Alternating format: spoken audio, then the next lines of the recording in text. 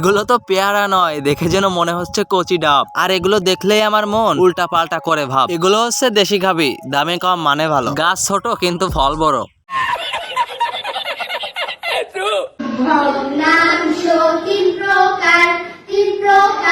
শিক্ষক যখন টিকটকার তখন ছাত্রছাত্রীদের অবস্থা হবেই বেহাল। এইটা নিয়ে ছাত্রছাত্রীর অভিভাবকদের চিন্তার কোনো কারণ নাই। শিক্ষক যখন টিকটক করা বন্ধ দিবে, শিক্ষা ব্যবস্থার ধরন তখন এমনি বদলে যাবে। নিঃসন্দেহে তুই ঠিক কথা বলেছিস।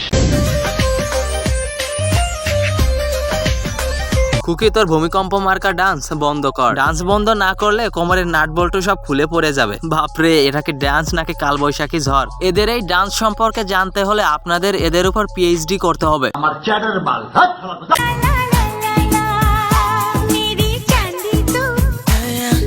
এদেশে এখন অনেক গরম, তাই শাড়ি না পরে শর্ট ড্রেস পরলে মানাবে দারুন। এদের এই পাহাড় দেখে ছেলেদের যায় মাথা ঘুরে। এসব ভিডিও দেখে উল্টাপাল্টা চিন্তা করে ছেলেদের যায় শরীর কমে। বুঝলে বুঝপাতা, না বুঝলে। কারণ ছেলেরা তো ডান্স দেখে না, পাহাড় দেখে করে লাইক শেয়ার।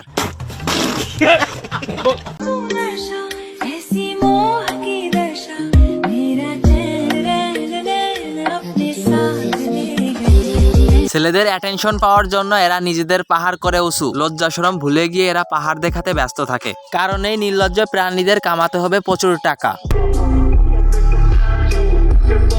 আমি যদি মনের মতো কাউরে পাই, তাইলে তারে আমি কামাই করতে দিব না, আমি নিজের থেকেই কামাই করে তারে খাওয়াবো। বাহ, এমন একটা জীবন সঙ্গী তো আমিও চাই। আপনার হোয়াটসঅ্যাপ নাম্বারটা আমারে দিয়েন, আমি আপনার সাথে যোগাযোগ করব। আপনি আমারে দেখেন, যদি আপনার মনের মতো হয় তাহলে আমারে বিয়ে কইরেন। আমারও একটা ইচ্ছা ছিল বইয়ের টাকায় কিনবো রিক্সা। এখন তো দেখি বউ দিতে চাই মোটর সাইকেল। এ তো দেখি মেঘ না চাইতেই জল। তাই আর না করে দেরি কইরা ফেলান আমারে সাধি। আপনি কিনে দিবেন গাড়ি, চালাবো আমি, আর পিছনে বইসা থাকবেন একমাত্র আপনি।